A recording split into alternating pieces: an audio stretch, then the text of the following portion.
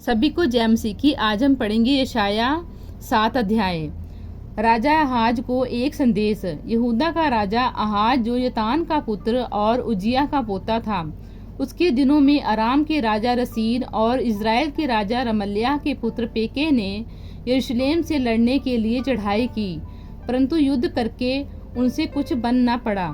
जब दाऊद के घराने को यह समाचार मिला कि अरामियों ने प्रेमियों से संधि की है, तब उसका और प्रजा का भी मन ऐसा कांप उठा जैसे वन के वृक्ष वायु चलने से कांप जाते हैं। तब यहोवा ने यशाया से कहा, अपने पुत्र श्रायाशूब को लेकर धोबियों के खेत की सड़क से ऊपर वाले पोखरे की नाली के सिरे से आहाज से भेंट करने के लिए जा और उनसे कह, सावधान और शांति हो। और उन दोनों धुआं निकलती लुकटियों से अर्थात रसीन और रामियों के भड़के हुए कोप से और रमल्याह के पुत्र से मत डर और ना तेरा मन कच्चा हो, क्योंकि अरामियों और रमल्याह के पुत्र समेत अरपेमियों ने यह कहकर तेरे विरुद्ध बुरी युक्ति की ठानी है कि आओ हम यहूदा पर चढ़ाई करके उसको घबरा दें और उनको अपने वश में लाकर ताबेल के पुत्र को राजा नियुक्त कर दें।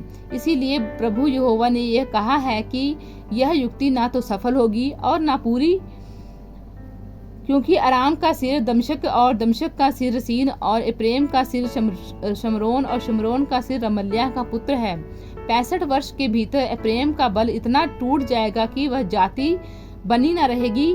यदि तुम लोग इस बात की प्रतीति ना करो तो निश्चय तुम स्थिर ना रहोगे।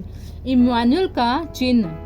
फिर यहोवा ने आहाज से कहा, अपने परमेश्वर यहोवा से कोई चिन्ह मांग, चाहे वह गहरे स्थान का हो या ऊपर आसमान का हो। आहाज ने कहा, मैं नहीं मांगने का और मैं यहोवा की परीक्षा नहीं करूंगा।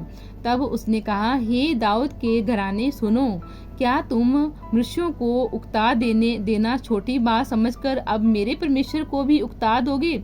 इस कारण प्रभु अपना आप ही तुमको एक चिन्ह देगा। सुनो, एक कुंवारी गर्भवती होगी और पुत्र जनेगी और उसका नाम इम्मानुएल रखेगी। जब तक वह बुरे को त्यागना और भले को ग्रहण करना ना जाने, तब तक वह मक्खन और मधु खाएगा, क्योंकि उससे पहले कि वह लड़का बुरे को त्यागना और भले को ग्रहण करना जाने, वह देश जिसके दोनों राजाओं से तू घबरा रहा है निर्जन हो जाएगा। यहोवा तुझ पर, तेरी प्रजा पर और तेरे पिता के घराने पर ऐसे दिनों को ले आएगा कि जब से प्रेम यहूदा से अलग हो गया, तब से वैसे दिन कभी नहीं आए, अर्थात असूर के राजा के दिन। उस समय यहोवा उन मक्खियों को जो मिस्र की नदियों के सिरों पर रहती हैं और उन मधुमक्खियों को जो असूर देश में रहती हैं सीटी बजाकर बुलाएगा, और वे सब की सब आकर इस देश के पहाड़ी नालों में और चट्टानों की दरारों में और सब कटीली झाड़ियों और सब चराइयों पर बैठ जाएंगी। उसी समय प्रभु महानद के पार वाले अशूर और राजा रूपी भाड़े के उस्तरे से सिर और पाँव के रोए मुंडेगा, उससे दाढ़ी भी पूरी मुंड जाएगी। उस समय ऐसा होगा कि मनुष्य केवल 1 कलोर और 2 भेड़ों को पालेगा और वे इतना दूध देंगी कि वह मक्खन खाया करेगा, क्योंकि जितने इस देश में रह जाएंगे वह सब मक्खन और मधु खाया करेंगे। उस समय जिन जिन स्थानों में 1000 टुकड़े चांदी की 1000 दाखलताएं और उन सब स्थानों में कटीली पेड़ होंगे और तीर और धनुष लेकर लोग वहां जाया करेंगे। लेकिन क्योंकि सारे देश में कटीले पेड़ हो जाएंगे और जितने पहाड़ कुदाल से खोदे जाते हैं उन सबों पर कटीली पेड़ों के डर के मारे कोई न जाएगा। वे गाय बैलों के चरने के और भेड़ बकरियों के रौंदने के लिए होंगे।